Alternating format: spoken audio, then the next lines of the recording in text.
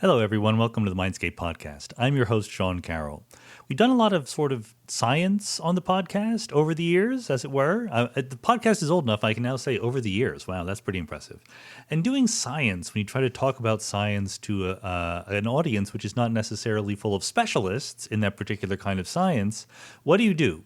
How do you talk about science to non-scientists? Well, the very first thing you do is you strip out all the math, right? You assume that the people listening are not necessarily familiar with the equations, the symbols, the manipulations that the professional scientists have to go through to understand their field. But you can nevertheless, even without the math, you can talk about the concepts that the scientists are dealing with. This raises a puzzle when the thing you want to talk about is math. We haven't talked about math as a pure subject that much here on Mindscape. We did talk to Stephen Strogatz, who's a professional mathematician, but he's very close to being a physicist in many ways. We haven't quite ascended to the truly abstract realms of very pure mathematics. So that's what we're doing here today. Pure mathematics, no equations, but we're going to try to talk about the concepts that you come across at the most elevated realms of mathematical thought. Our guest today is Emily Riehl, who is a topologist at Johns Hopkins, and she's a very big believer in being able to conceptualize these deep mathematical ideas in the simplest and best way possible. So she's a great person to guide us on this tour. And the foundational idea we're going to be talking about is topology.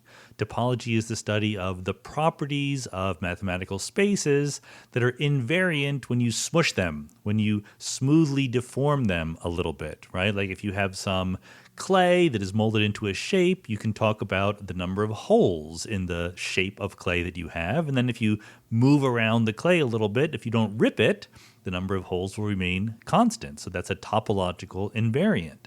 It turns out, and this is where the fun part comes, that as a mathematician, you want to say, okay, what do we mean by characterizing the qualities of a mathematical space that are invariant under smooth deformations? Well, you can count the holes. You can also say, well, how many times can I make a path that wraps around the holes in this particular system?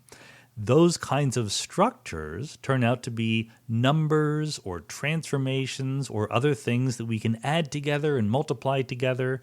And we build these mathematical algebraic structures by asking the question, how do we topologically characterize these kinds of spaces? So we're led from topology into algebra. And Emily's going to take us there. We're going to discuss things like homotopy, groups, rings, groupoids, all these words that you're not supposed to have necessarily been familiar with already. We're going to discuss them. And by the end, we're getting into what is called category theory. Category theory is something where even the other mathematicians go, oh no, that's too abstract for me. Category theory is sort of a general theory of spaces and structures and maps between them. It provides a different way of thinking about mathematics as a whole. So I'm a big believer that, math, just like physics, is part of the general intellectual conversation we should be having. There should be history and economics and math and physics, and it would be a mistake to exclude math from this overall intellectual discourse. And I think this conversation is a good example of how we can do it. Thinking like a mathematician gives you new handles on the world, just like thinking like a physicist does. And so I think it's going to be fun. Let's go.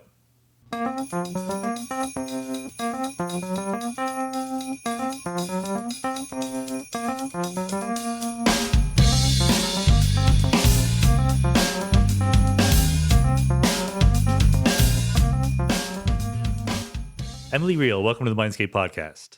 Thank you. I know that as a physicist, as a theoretical physicist who thinks about the universe and the many worlds of quantum mechanics and so forth, I'm often asked, what is the point of this? Are you making a better cell phone, or are you curing cancer? Why are you doing this? And I have my own answers, but as a mathematician who works on topology, category, things like that, you must also get this. So what is do you have a favorite answer to that kind of question?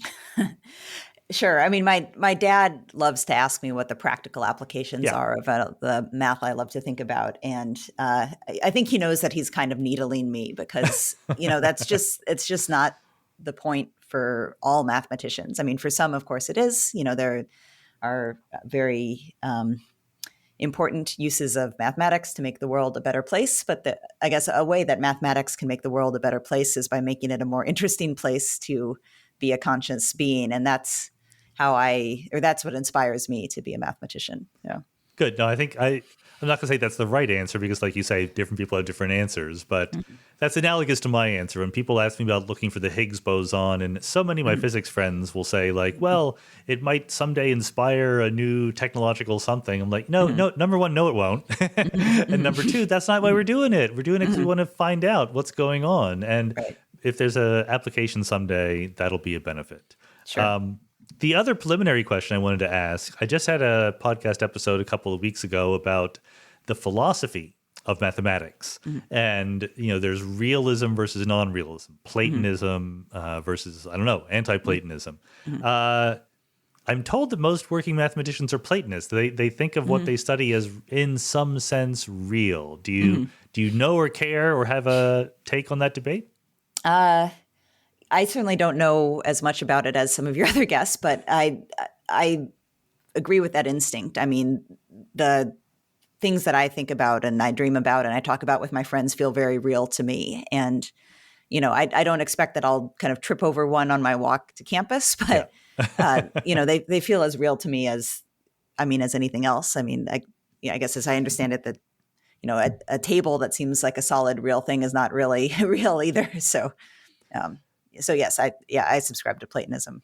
There's certainly some structure to math, right? Like we all agree, given the axioms, where we go and so forth. So there's something there. I actually don't have a strong opinion one way or the other. That's why I'm quizzing people these days. But though actually, there's a philosophy of mathematics that's maybe a little closer to the point of view of category theory, which we'll get into later on, which goes by the name of structuralism, which says that what a mathematical object really is determined by the role that it plays within mathematics.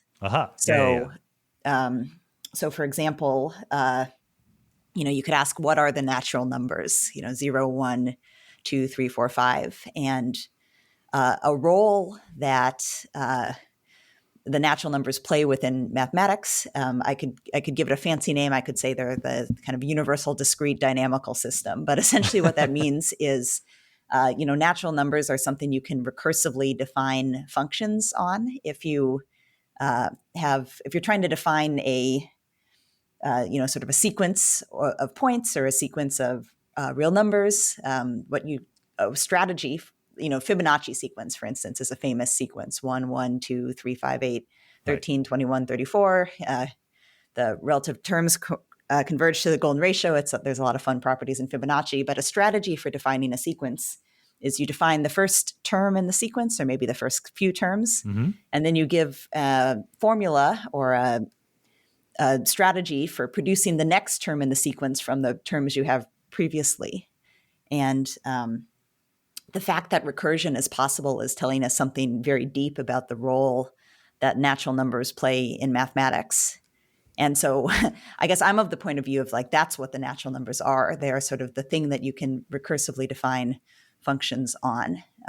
How that fits with Platonism isn't entirely clear to me, but no, me neither. I did have a guest a while ago, James Ladyman, who's a philosopher, who says the same thing about physics. He is a structural realist. He thinks that what really matters are the different structures, not the objects that we attribute these structures to relating between.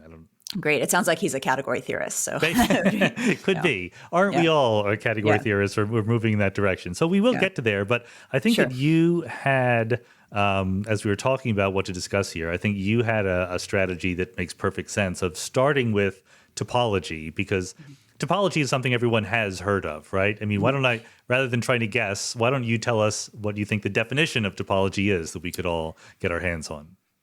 Great. So topology is the study of spaces, both, kind of physical geometrical spaces that we move in the world, but also spaces that you might imagine that, have some resemblance to, Euclidean space, 3 dimensions, 2 dimensions, 1 dimension, but are somehow more exotic. So a topological space could be, for instance, the points on a plane is an example of a topological space, Or you can imagine the points that are on the surface of a sphere, so surface of a soccer ball, surface of the Earth. Or you can imagine the points that are on the surface of a donut. You can imagine that you're an ant that sort of walks around a donut, and all the different configurations that ant could be in, those describe points in a topological space. And then you can start to compare what those worlds are like. Topology is a realm to do that. Can I just ask very quickly, when mathematicians use the word space, obviously it doesn't simply mean the three-dimensional space in which we live. What's the difference between space and set? Right. So if I wanted to define a topological space formally in mathematics, I would start with a set of points. So if I wanted to describe three-dimensional Euclidean space, I would start with the set of points which are determined by three real coordinates, sort of a distance along the x-axis, a distance along the y-axis, a distance along the z-axis. So that's a set of points. We can think of them as the points in three-dimensional space. But then what turns a set into a topological space is also a way to understand distances between points, or more generally understand when points are nearby and when points are far apart. So that could be a function that tells you how to compute the distance between 2 points. That's a metric space, which is an important type of topological space, or there's a more abstract way to get at the same thing in the absence of a formula for distances. Okay. And so a line is a space, a circle is a space, the sphere. So for mathematicians, the sphere is just the surface of the sphere, right? It's not the interior, like you said. The two-dimensional sphere is the surface of the ball. Right. And then you could have like a 100-dimensional sphere or whatever. So there's a lot of spaces we have to play with. You can have Mobius spans. So that's a space that's kind of like, it's kind of like a cylinder. So it's like a toilet paper tube. But imagine you cut the toilet paper tube, sort of long ways from end to end. So now you have just a flat strip, and then you twist it and then glue it back together.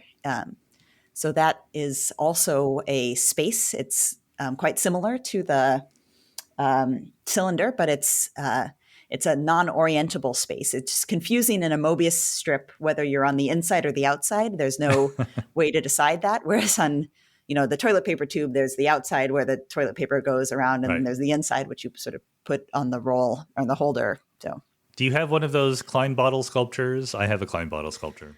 I don't, but right. So a Klein Bottle is a one dimension higher version of this. And what's interesting about the Klein Bottle is, so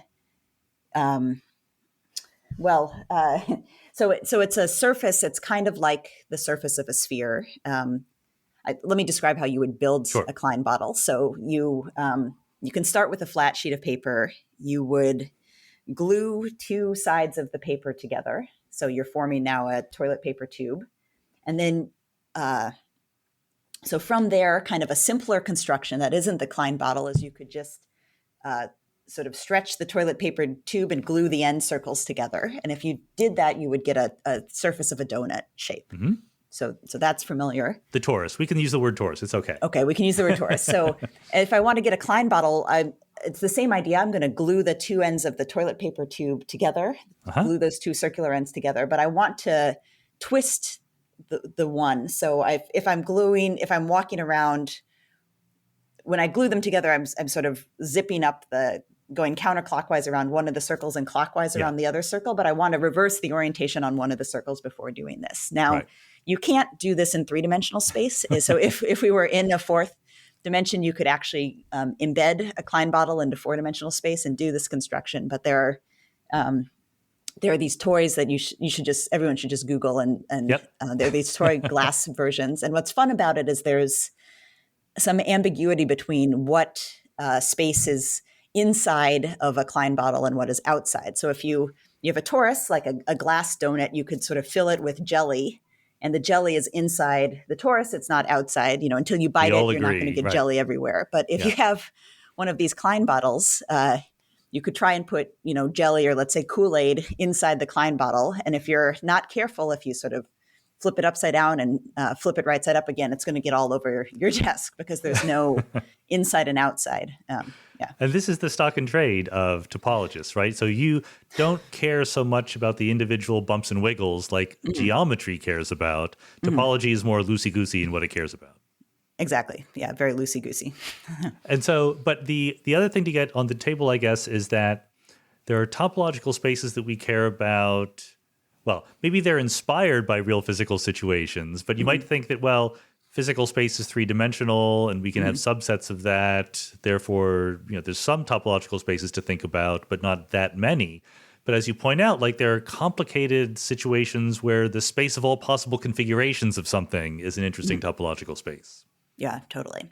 So, I mean, one of my favorite sources of examples of topological spaces are something called configuration spaces. And these come up in robotics. They come up in physics, where they might be called state spaces. And exactly as you point out, these can get very high dimension very quick. But let me mention an example that's small enough that we can dream about it. So, imagine you have a factory and there's a sort of one-dimensional track on the floor in the factory. So there's a strip essentially, and maybe it's a kind of a wheel or like a train track. You can move forward and backwards along that track.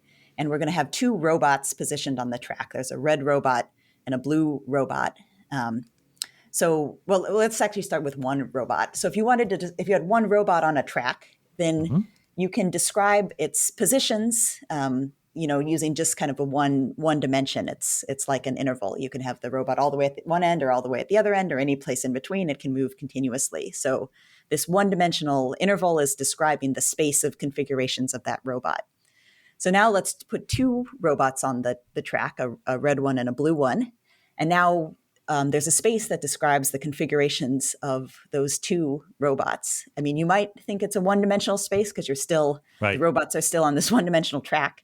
But actually, you should use kind of one coordinate to keep track of where the red robot is and another coordinate to keep track of where the blue robot is. And so that is describing the space that's formed by taking a product of an interval with itself. In other words, it's a square, including the interior, except the two robots can't be in the same spot. If these are physical robots, they can't collide into each other. So you have to remove a diagonal segment from that square. And what you're left is with these two triangular components. The bottom triangle corresponds to the red robot being on the right of the blue robot. And the top triangle corresponds to the red robot being on the left of the blue robot. And so what's interesting about the space, what we can see already by visualizing the configuration space, which is this square with a diagonal removed from it, is that it's disconnected. Once you've put your robots on the track, you're not going to be able to swap their orientation with respect to each other. That's right. But, if you're designing the factory, you might say, well, that's a little bit undesirable. I don't have as much flexibility. And improvement perhaps in the design, depending on, of course, what you're trying to do with these robots on this track, is you could make a circular track instead of a straight track. And a circle is also a one-dimensional object. You just sort of move around it going clockwise. There's kind of one direction of motion. But if you had two robots on a circular track, then the way you would describe their configuration space is you would take, each robot is some arbitrary point in the circle. We have two circles, though. So we take the product of those two circles. And this is fun to think about. That actually, the product of two circles corresponds to the points on the surface of a torus again. Right. So S1 cross S1, the product of two circles are the points on a torus. Again, the robots can't be on the same point. So what you have to do is you have to imagine you have the surface of a torus. You built it by gluing together your toilet paper tube. Now you're going to make a diagonal cut that it's a cut that goes around sort of both loops in the torus once. So you actually did this at home last night to test it. And the way my toilet paper tube was made, you're an experimentalist. had a seam exactly there. So it was easy to see that cut. It should be sort of a diagonal cut that moves once around in both directions. And if you do that, you're left with a connected surface. And that corresponds to the idea that if you have two robots on a circular track, they can really visit all configurations. There's no sort of left and right anymore. You can have them in any position. So anyway, this is just sort of baby examples of a really rich and beautiful subject. Some of the most difficult and important decisions we make involve choosing people, whether it's choosing a Ph.D. thesis advisor, or choosing a prospective spouse, or choosing who to hire for your company. I can't help you with the first two, but if you're looking to hire people, I can recommend Indeed. Indeed is the job site that makes hiring easy. You can post your ad, you can screen candidates, and interview them all on Indeed. Indeed gives you tools like Indeed Instant Match, giving you quality candidates whose resumes fits your job description immediately, and Indeed skills tests that on average reduces hiring time by 27%. You can choose from more than 130 skills tests, then add your must-have requirements so that you only pay for the applications that meet them. Get started right now with a free $75 sponsored job credit to upgrade your job post at Indeed.com/Mindscape. That's a $75 credit at Indeed.com/Mindscape. Offer valid through June 30. Terms and conditions apply. Right, because it's good because what topologists care about are the features that don't change by like small deformations of the space. So the fact that a space is in two disconnected components, like the original example, versus just being in one connected component, like the second example, that's the kind of thing that gets topologists very excited. Right. So when I say circular track, it could be an oval track, it could be a square track, It could be a hexagonal track. From a topologist, those are all the same. So. The famous thing I bet many people have heard that to a topologist, a coffee cup is the same as a donut, right? Because they're both toruses. Right. Right. I mean, that's not my favorite example because so topologists have different notions of when things are the same that we're alluding to. And one of the notions of sameness is if two spaces are what's called homeomorphic. And what homeomorphic means is that there is a sort of one-to-one correspondence between the points and the space. There's a way, right. There are two invertible functions, invertible continuous functions that map all the points on one space to the other and the other to the one. And so if you have a solid torus now built out of clay and you have a solid coffee cup, you can define one of these homeomorphisms, this sort of one-to-one correspondence between the points in the torus and the points in the mug that are continuous so that you're not tearing the surfaces apart or adding new holes where there weren't holes before, that sort of thing. So, I mean, it's true that topologists consider a torus and a coffee mug to be the same, but for a like really kind of obvious reason, they're just so evidently the same. But there's another notion of sameness, a weaker notion of sameness that also comes up in topology, which is called homotopy equivalence. And here the idea is two spaces are homotopy equivalent if you can continuously deform one to another. Okay. And so let me give you some examples. Yeah. So all of Euclidean space, three-dimensional Euclidean space is homotopy equivalent to a single point. So you could imagine, I think of this homotopy equivalence as like the reverse Big Bang. So you imagine three-dimensional Euclidean space, so you have, let's imagine we have the origin point, so the center of the universe, and then all the other points in the universe. I realize the universe is probably not three-dimensional, but just bear with me. Also, here. It doesn't have a center, but that's okay. You're a mathematician. Nor does have it a center, but let's pretend there's a center of the universe, and the universe is three-dimensional. So in the reverse Big Bang, what I'm going to do is I'm going to continuously move all the points in the universe back in a straight line to the center of the universe, to the origin. And they'll move kind of faster or slower depending on how far away they are. So at time 0, every point is where it is. And then at time 1, they've all crashed home into the center of the universe. So that is describing a continuous deformation that reveals that three-dimensional Euclidean space and the point are the same.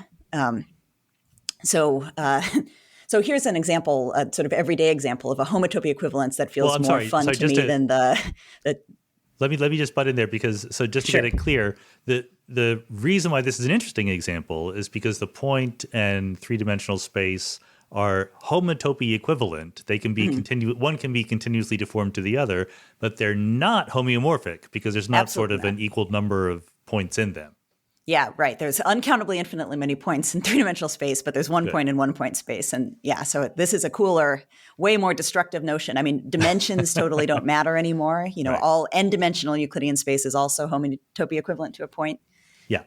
So an example, an everyday example that is kind of like that is to a topologist, a pair of pants and a thong are the same. You can imagine a homotopy equivalence that sort of, shrinks sort of vertically, Yep. I guess, and just leaves the thong from the pair of pants. So. And this is so the point is that there are different ways of expressing the idea of sameness depending on your sort of level of focus on what you care about. Yeah, totally. And this is very pervasive in mathematics. Mathematicians love trying to understand the sense in which things are the same, and it's often a pretty loose sense. So I had a very, very brief career, in fact, as a hack topologist when I was in graduate school, and I needed to calculate the homotopy of various things that appear in particle physics because we have these things called topological defects, right, which are very important from the early universe. None of the things I calculated turned out to be relevant to the real world, but that's the risk that we take when we do these things.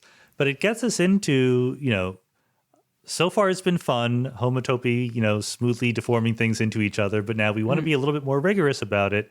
We want to characterize. We want to use this notion of smoothly deforming one thing into another to characterize the topology of different spaces, right? I mean, is in some sense our job to sort of characterize all topological spaces? Mm-hmm. Yeah, exactly. And a classical problem, which is a good way to visualize this, is you can ask how many different surfaces are there, sort of in this sort of very flexible sense. So not necessarily just... So, for instance, we've described a few different surfaces. There's the sort of surface of a sphere. There's a surface of a torus. You can have the torus was the donut shape. You can imagine having many holed donuts. They're like, you're baking a tray of donuts, but you've put them too close to each other. And so they've all kind of congealed, and there's, one donut with 3 holes in it. That's another surface. And there's a classification question, how can we tell that these spaces are really different? I mean, they seem different, perhaps. Maybe I'm giving away my intuition, but they seem different. But how do we prove that they're different? Because we've seen that these wildly different spaces are, in some sense, the same. Yeah. So how do we do that? Right. So the idea is, this is a hard question to answer geometrically because just because you can't imagine a continuous deformation of one space to the other doesn't mean it doesn't exist. Yeah. So strategy is to bring algebra into the story somehow and give a way to assign a number or some other kind of algebraic structure to a topological space.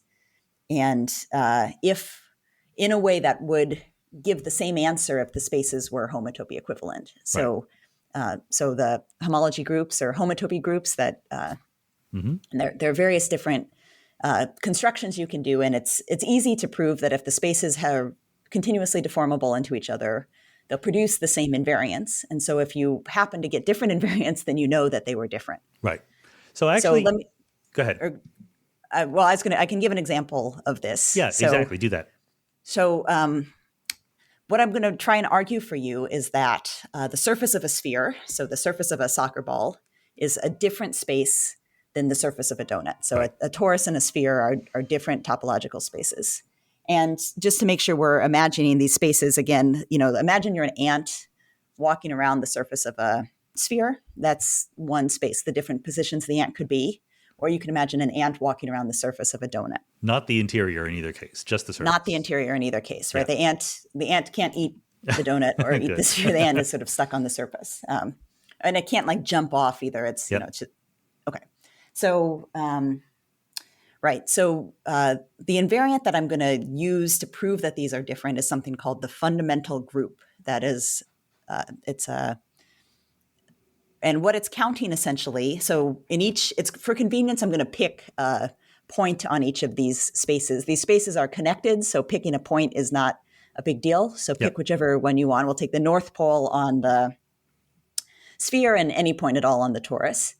And what the fundamental group is going to calculate is the number of essentially different ways that the ant can walk from this home base point, walk around on the surface, and come back to the home base point. Right. So the subtlety there, as I said, the number of essentially different ways. Yeah. So, there are uncountably infinitely many ways an ant can walk around these surfaces, but what I'm asking are they essentially different? And so let's set aside the sphere example for now. Let's start by thinking about the surface of the donut. Okay. So an example of 2 ways that are essentially different is we can imagine starting at our home base point and walking, let's say in a counterclockwise direction around the loop that goes through the sort of donut hole. If you put a donut hole inside the donut, you can imagine walking, it's sort of in a vertical. The short way around, basically. The short way around. Great. So that's one way the ant could walk.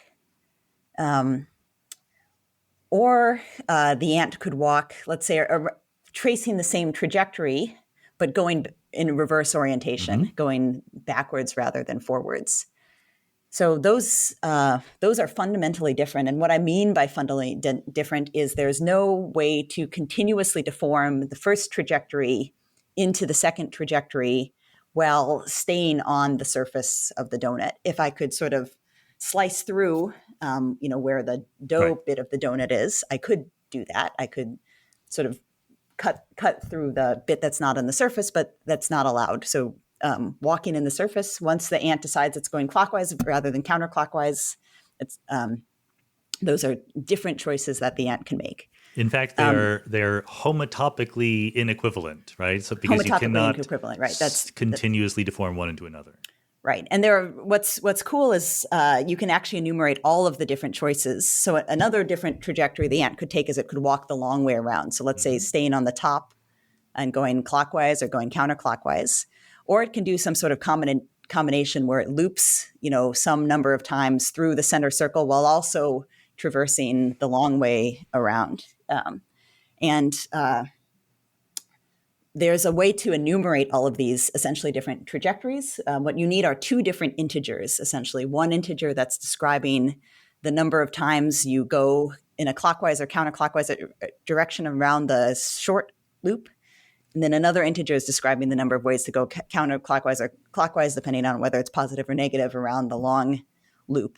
And you can prove that this pair of integers enumerates all possible trajectories. Right.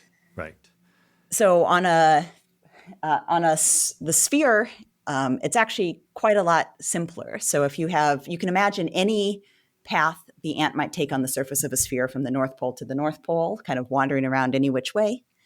And you could kind of shrink that trajectory in a continuous way, sort of so that it gets smaller and smaller and smaller. So if it in fact goes all the way to the South Pole, maybe it shrinks a little bit so it only goes to the equator, and then maybe it shrinks a little more so it stays north of the Tropic of Cancer, and so on and so forth. And eventually all of the trajectories are deformable to just the ant sitting at the North Pole and never moving at all. So there's only one trajectory that the ant can make, and that's the proof somehow that these two spaces are not the same. Which is wonderful because, it took us on a little journey. I actually want to dig into this because on the one hand, we're not surprised that the sphere and the torus are topologically different, but it was a bit of an effort there to actually show it, right? Even in that case where we had things under control. And in doing that, you stumble across, so you ask the question, how many different ways are there to sort of do this path that returns to itself, a loop, right? A closed circle in this space. And in the case of the torus, you just uncovered this pair of integers, the number of times you go around the short way, the number of times you go around the long way. And integers, not to get too fancy about it, now that's algebra. That's not geometry or topology or anything. Roughly speaking, mathematicians are either geometers and they like space, or they're algebraists and they like equations, right? But an algebraic structure appeared here somehow. Right. I think, this is just the tale of complexity in the modern world. Like everybody has to be everything these days. So even if your heart isn't with geometry, you have to use some algebra. So, well, I want to just take advantage of your being here to dig into this a little bit more. I mean, sure. We asked this question about how many ways you can draw a circle, roughly speaking, in the torus. And there's a lot of ways, but then there's this hidden structure in that if you have a circle going around once in one direction and another circle just doing the same thing, you can add them together in some sense, right? And that's the beginning of algebra. Am I too dramatic there? Yeah, that's exactly right. So I've described this in describing the fundamental group. I said, let's imagine we have a home base point where we're going to consider the ant walking in these little loops from the home base to the home base. But it's actually maybe more natural to not have a home base point because, I don't know where it would be on the surface of a torus, for instance. Sure. So another way to think about this sort of algebraic structure is you can imagine an ant walking from any point P on the surface to any other point Q on the surface. It, takes some path. Mm-hmm. And then later, maybe the ant is tired and it takes a nap, and then later it wakes up and then it walks from the point Q to some other point R.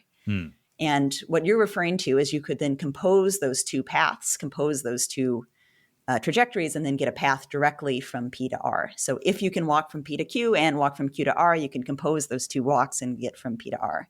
And that's the beginning. So this is a composition operation on the paths and the surface of a torus or on any space, paths in any space. And really the sort of invariant that more exactly describes the algebra that's hidden in the geometry is something called the fundamental groupoid or the fundamental infinity groupoid, which is not a group, which is a type of mathematical objects we teach undergraduates, but an sort of infinite dimensional analog of a group, an infinity groupoid, which is a sort of frontier of research level mathematics. So. Right.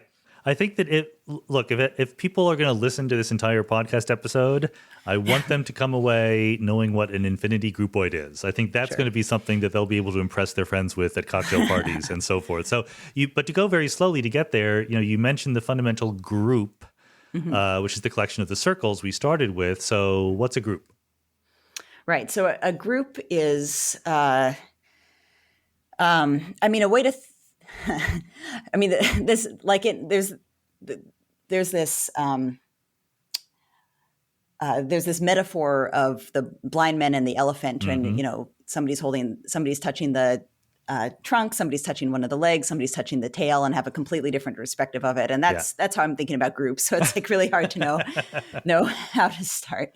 But a group in this context is a set. Here it's the collection of all different loops that an ant could take walking through some space, together with a composition operation. So it's performing one loop and then following it by another loop that can be understood as a loop. Even though you come back through the center, it's still a loop. And then satisfying some, sort of very natural axioms. So if you're walking along a loop, you could always reverse your trajectory and walk back in the other direction. And that's an undoing somehow of the process. Mm-hmm. So every element in a group has an inverse that if you compose with it, it gets back to sort of where you started.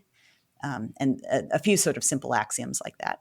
So it's kind of a stripped down version of, the integers or something like that, right? Where the integers, you can add them together. So the integers are an example of a group, right? Right. Integers with addition is an example of a group. Absolutely. Yeah. That's right. Matrices with multiplication is an example of a group. Right. Matrices with addition is an example of a group. So I have to say something about the dimensions to make those examples work. But okay. And the physicists love group theory because symmetries are a group, right? Like rotations and translations and things like that.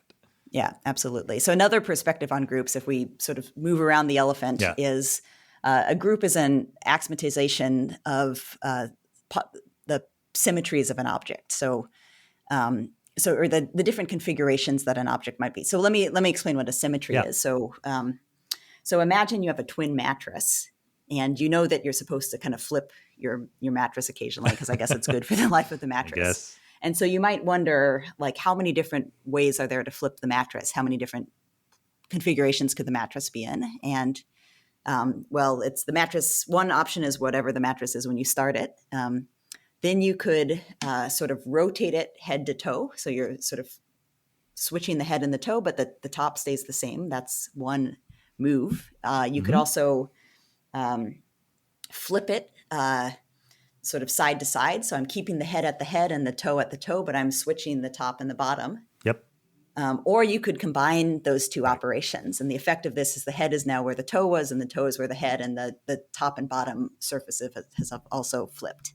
Mm-hmm. So a group is recording, on the one hand, the 4 different positions that the mattress could be in, but also how these different flipping operations that I described compose to each other. Right. So each of those flips is an order 2 element of the group, meaning if you perform the same move twice, you get the mattress back to where you started.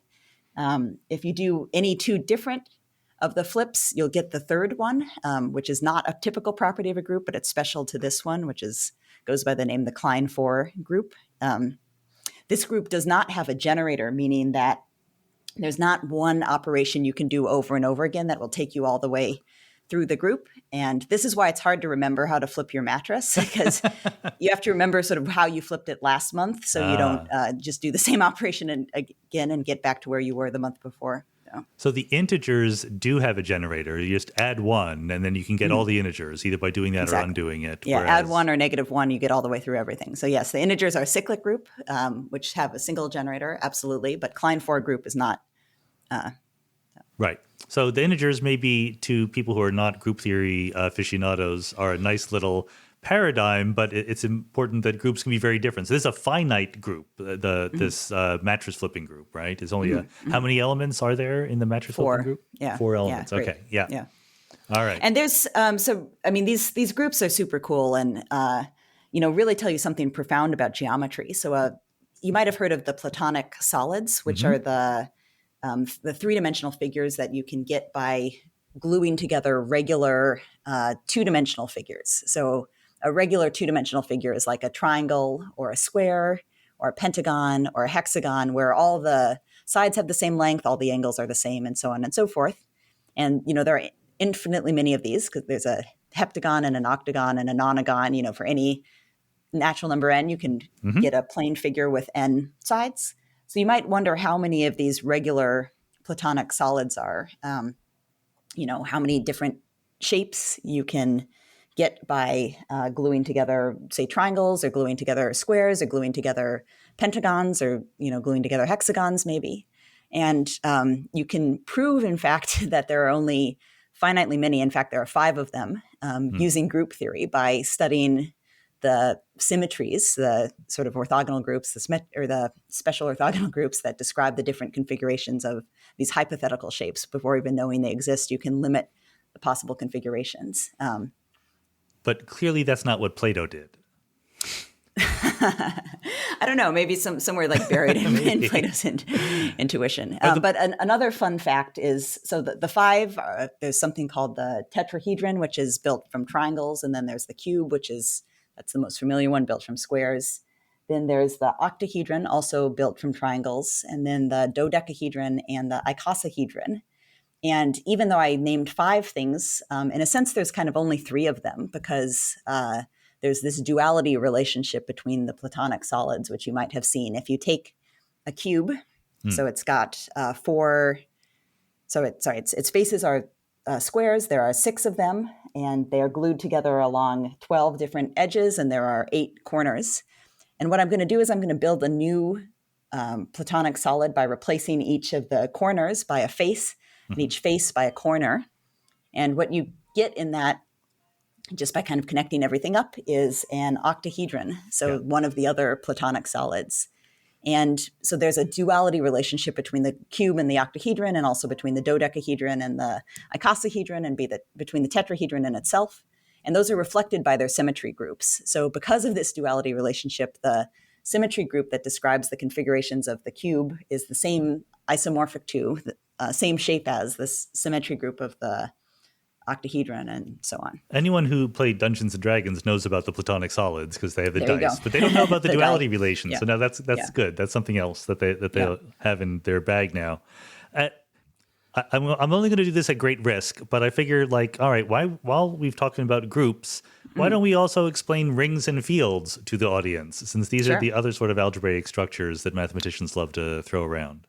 Yeah, absolutely. So, what's funny is, after a while, you kind of forget that these terms refer to other things. So, when I say field, I definitely think about the mathematical field before I remember that's also the thing that's out the window. But, right. So a group is describing a setting where you have, a collection of objects, and you have one composition operation to combine them together. So if we have the integers, we can think about addition. If you add 2 integers, you get another integer.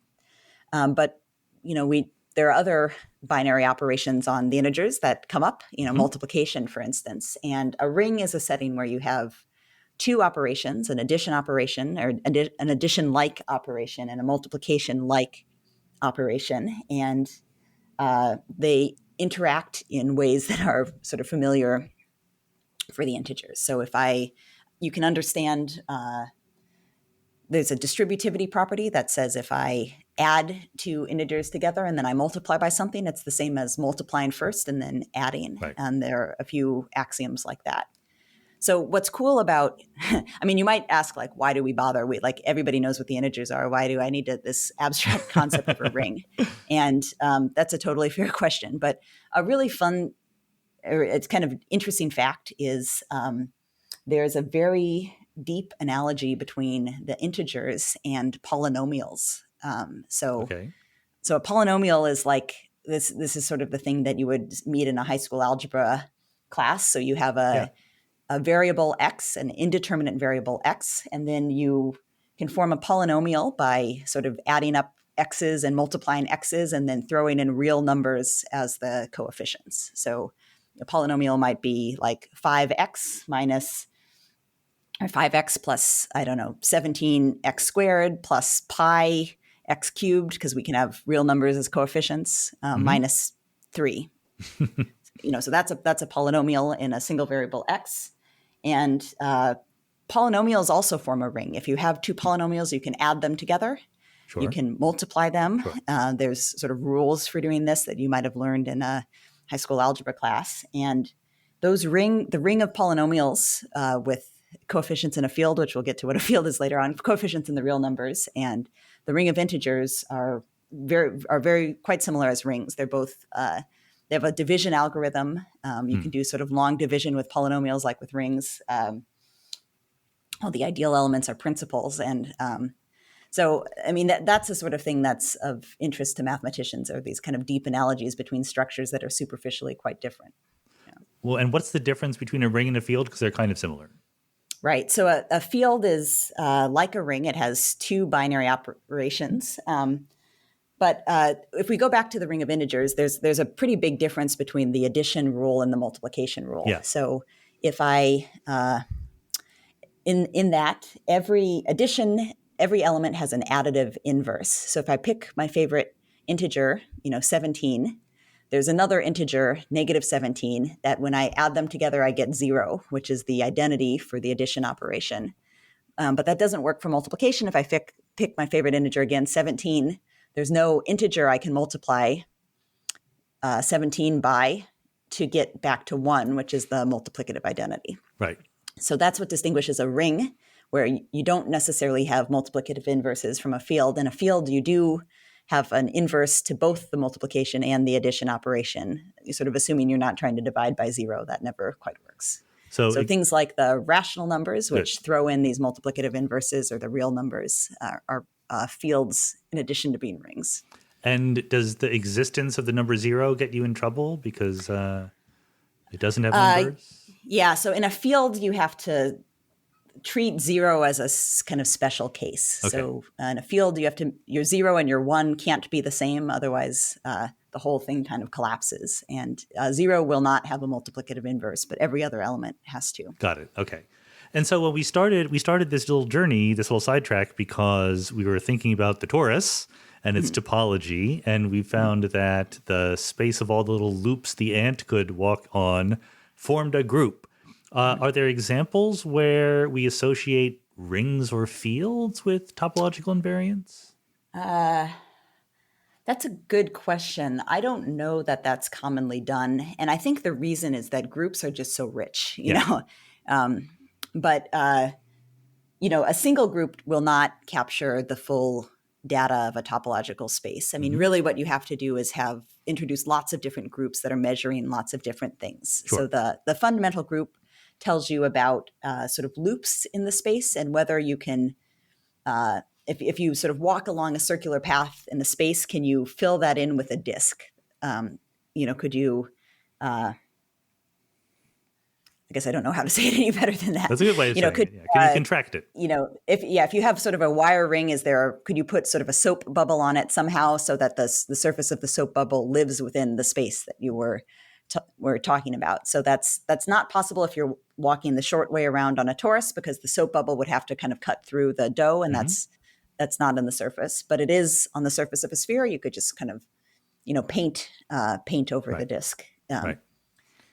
So that's measuring this kind of one-dimensional holes, I guess, is the area that's bounded by a one-dimensional sphere. But as we mentioned, there are kind of spheres in higher dimensions. So you could ask if you have a balloon inside your surface, can that be filled in with sand, sort of staying within the surface? And that's a two-dimensional analog of the same question. And there's a question like that in all positive integer dimensions. And that family of groups describes the full homotopy type of a space. A single group does not, but if you have this sort of infinitely many groups, it does. One of the things that I say just very casually to people who are not mathematicians is that you might think that mathematicians spend all their time thinking about mathematical objects like spheres or toruses or whatever, but really they're thinking about maps between the different objects. So I guess it's fair to say that first thing, the fundamental group is maps from circles into the space you care about. Then there's the set of maps from spheres, and then the set of maps from three spheres, and it clearly generalizes to infinite numbers. Yeah, absolutely. Absolutely. But there's something special about the groups. You don't get fields or rings, which have two different binary operations on them. I guess the last thing that I have in that angle is there something special about fields and rings that have two binary operations that it's worth stopping there? Can we define three binary operations on a set and make hyperrings or something like that? Sure. I mean, algebra is a very flexible subject, and to define what an algebra is in full generality, you need kind of the collection of elements that you're considering, and then you can specify arbitrarily many operations with arbitrary arities, and you can specify arbitrarily many rules between them. And, the subject of universal algebra invites you to consider examples like that. Let's invite listeners in the audience who are inclined in that direction to study universal algebras. But we're going to go back to the topology and the groups. So you made a statement there. I just want to make sure that I get it clear.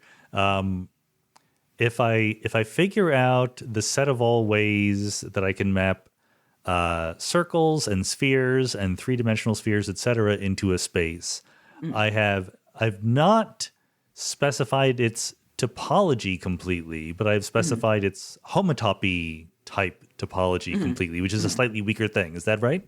That's right. Yeah. Okay. So do we know the answer to the general question of how to completely specify the topology of a space? Right. So the classical approach to that, and it's kind of a tautology, but let's imagine it's a theorem as opposed to a tautology. I mean, if you restrict to sort of well-behaved spaces, it's a theorem, and if you take general spaces, it's kind of a tautology. But so the classical approach to this is exactly what you're saying. So you describe what's called the sort of nth homotopy group as the collection of maps from the n sphere into your space. And then because it's a group, you need a composition operation, which for two spheres, I can describe the composition. So if I have a map from a two-dimensional sphere into a space and a map from another two-dimensional sphere into the space, and these maps are based, so there's the kind of north pole, and they send them to the same point in the space. You could imagine taking another two-dimensional sphere and then collapsing the equator to a single point. So if you had a balloon and you collapse the points on the equator, you sort of squeeze at them carefully so it doesn't pop. And so now you have a single point. Now what you look like is something that's called a bouquet of spheres. It's sort of two different spheres that are glued together along the point where the equator used to be. And you could sort of map from that into the space because you have two different maps into the space that have a common point. Right. And sort of the combination of that operation is how you define the composition here. Okay, good. And so there's an analog of that in all dimensions. So this is the classical approach to saying, what is a space algebraically? What are some algebra stuff that tell you everything that you would want to know about the homotopy type of the space? But a modern approach goes back to the idea of the fundamental group. but replaces it by something called the fundamental infinity groupoid. And since I promised I would tell your listeners what an infinity groupoid is, let me do it now. So I like this because this feels like a kind of much more natural way to describe the space. And again, the fundamental groupoid, depending on your point of view, either it's a theorem or it's a tautology, really does capture the full homotopy type of the space. So what is it? It's some algebraic structure where I'm going to start with the set of all points in the space. So I've forgotten the topology. I've forgotten about distances and stuff. I'm just remembering the set of points. Okay. Because in algebra, I have sort of sets and stuff. I don't have geometry. So I just remember the set of the points in the space. Then what I'm going to throw in is the data of every possible path between any points in the space. This is going to be a very big thing, by the way. So we recover now every possible path that an ant could take between points in the space. And by the way, the composition. I mean, I got to say that mathematicians use the word data in a different sense than physicists use it. Oh, yeah. I mean, all of our sets are infinite. It's fine. No problems here. So when you say like the data of a path, you mean whatever information is required to specify that path among the space of all the paths. Right. So we have all the points in the space. We have all the paths in the space. Yeah. Now, when we were thinking about paths before, when we were talking about the torus, we were talking about, we only want to consider paths up to being essentially the same, sort of continuously deformable. We're not doing that here. We're literally remembering every single path. Every path is a distinct path.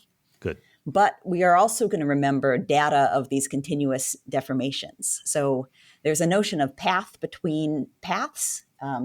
If a path is a map from an interval into the space, this is a continuous map from a square into the space. An interval times an interval is a square. And so a map from a square into space can be understood as a path between paths, sort of where one edge goes is one path, where the other edge goes is the other path. And then the sort of other direction, the other dimension is giving the kind of path between paths. So we're going to remember all of those as well, all of these paths between paths. So these are called homotopies. And then there's no reason to stop at 2 dimensions. So we could take 3 intervals producted together. That's a cube. And remember all of those maps into the space. These are paths between paths between paths. And then we could take paths between paths between paths between paths, paths between paths between paths between paths between paths, and all the way up. And that goes to infinity. That's the infinity groupoid. So that data, I mean, this feels like it's maybe not an improvement, but somehow. Well, yeah, it's something. Somehow that algebraic structure, both describes the full homotopy type of a space, which is a useful way to think about it, but also invites you to imagine a generalization to a different world that's further removed from the geometry, where you can imagine some of these paths are no longer invertible anymore. These are sort of one-way paths. Oh, okay. You might not be able to go backwards for whatever reason. And this is now the world of infinite dimensional category theory. And that's really where I work. So which brings up there's a couple things I just got to clean up there. You were on a roll, so I just wanted to let you keep going. Sure. But So one thing is just to remind folks, when you talked about the path between 2 paths, right? The cube, or sorry, the square that was a map into it, that path between 2 paths might not exist. If the 2 paths are not homotopically equivalent, that there won't be any path between them. So there's some structure in the space of what paths between paths exist. Right, by what's present and what's absent. That's a beautiful way to say it. Good. Great.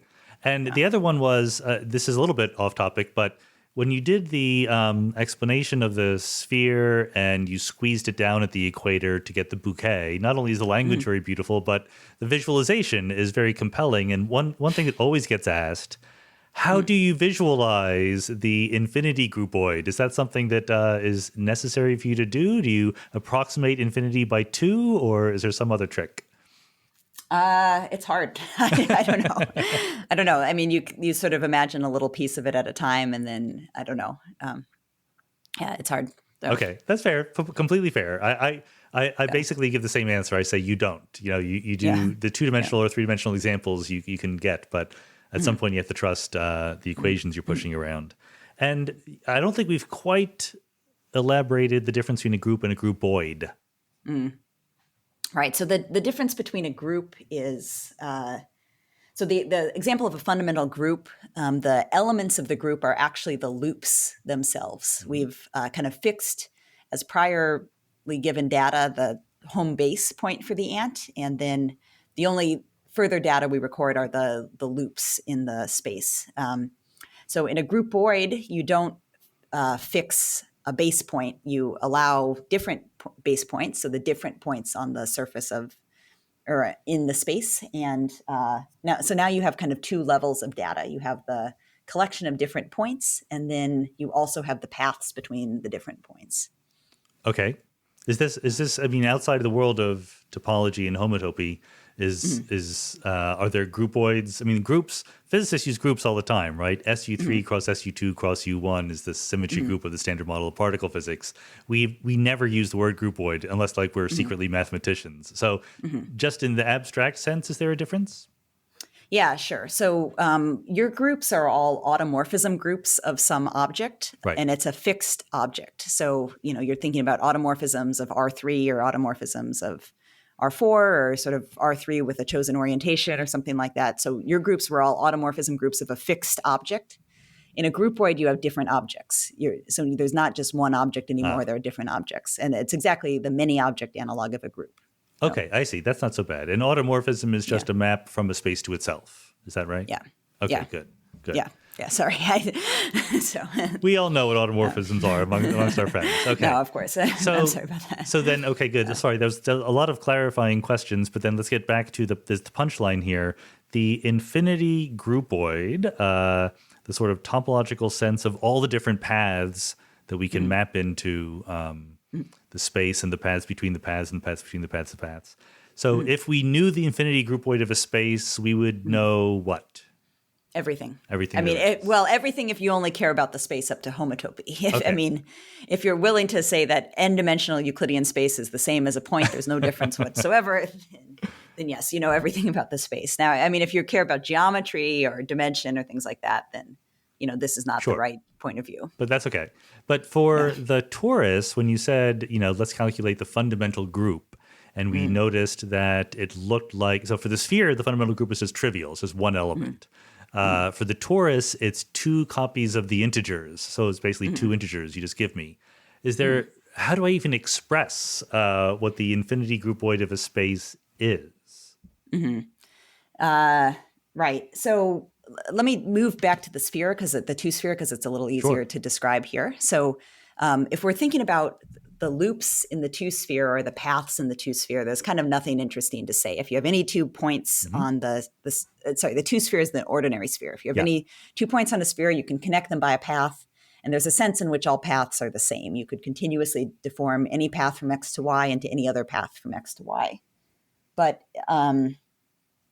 now if we think about these two-dimensional paths between paths, there are fundamentally different ones. And this is really surprising. So in one dimension, all paths are somehow the same. On the sphere. But in 2 dimensions, paths can be quite different. So if I want to think about paths between paths, and so I should fix the two paths first. So let's start at the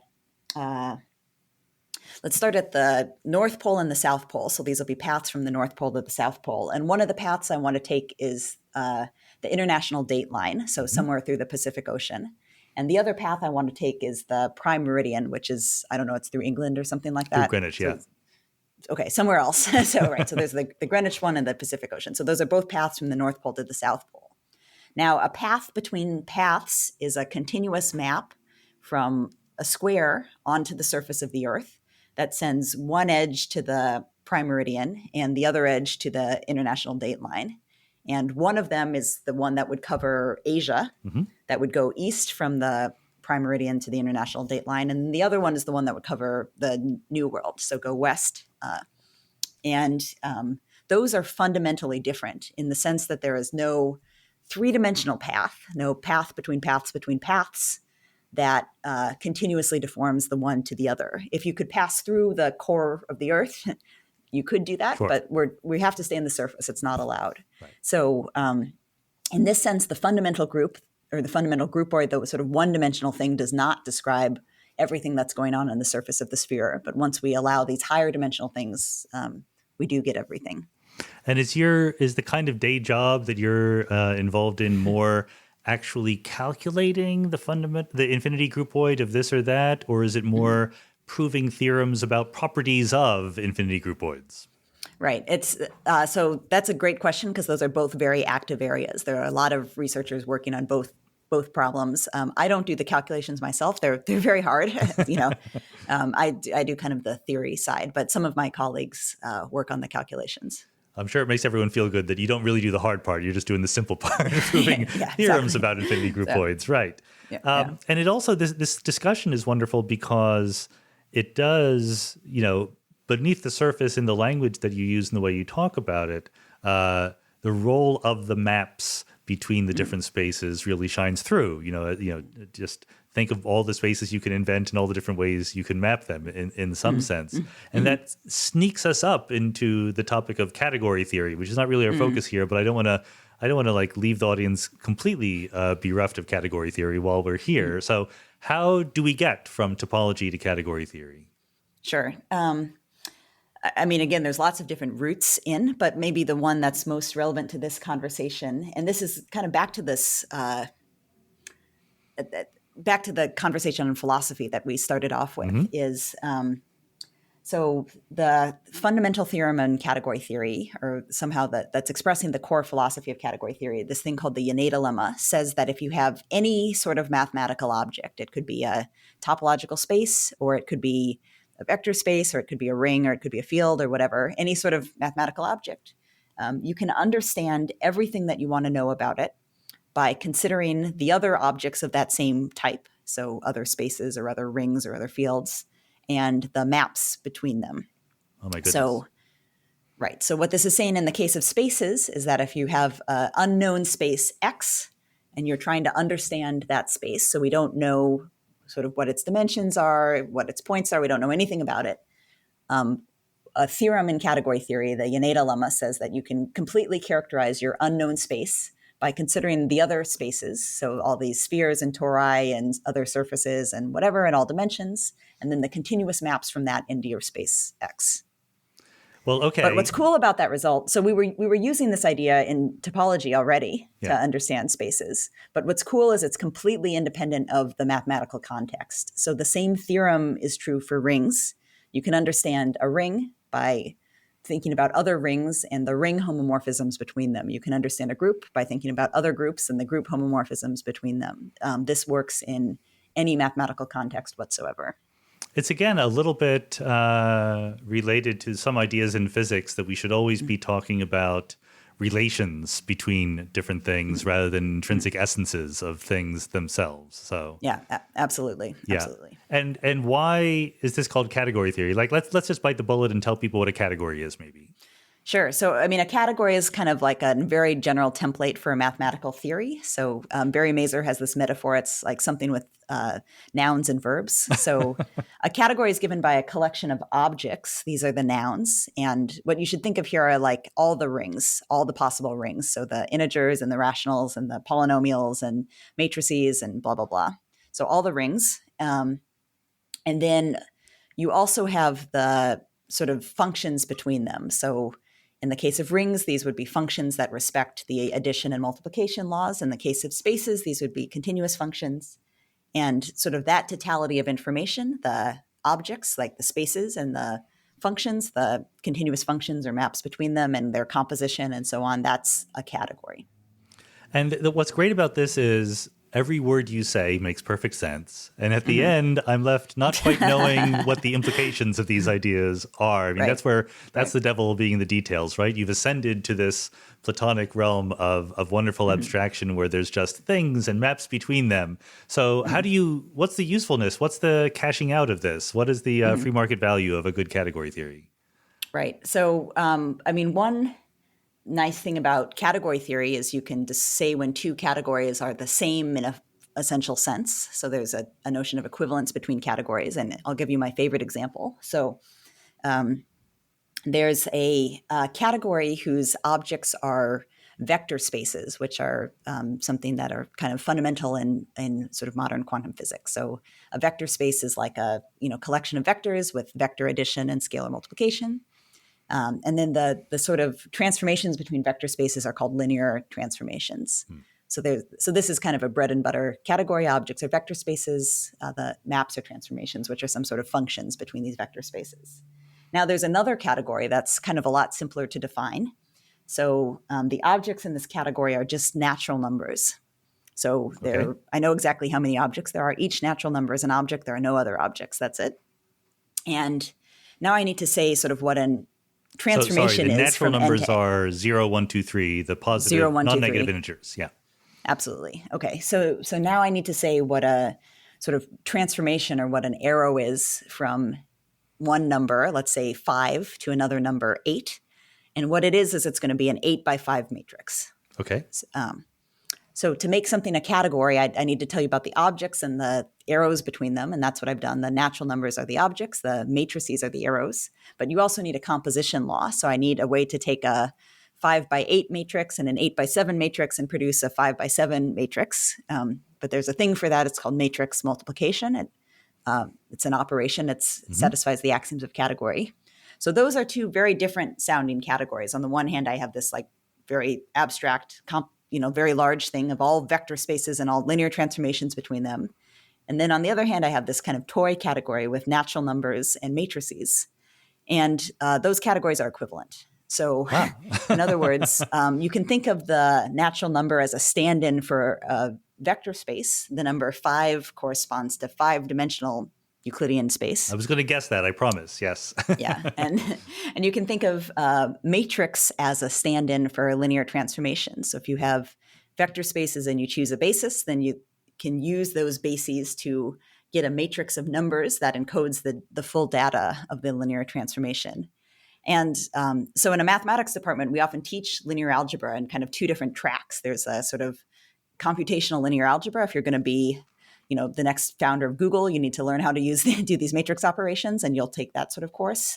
Or there's a theoretical linear algebra that's, taken maybe by more math majors. And this, on the ground, the subjects feel very different because one, you're learning a lot about matrices and reduction and operations. And then the other, you're learning this theory about linear independence and bases and so on and so forth. But it's the same subject, because these are equivalent categories. So.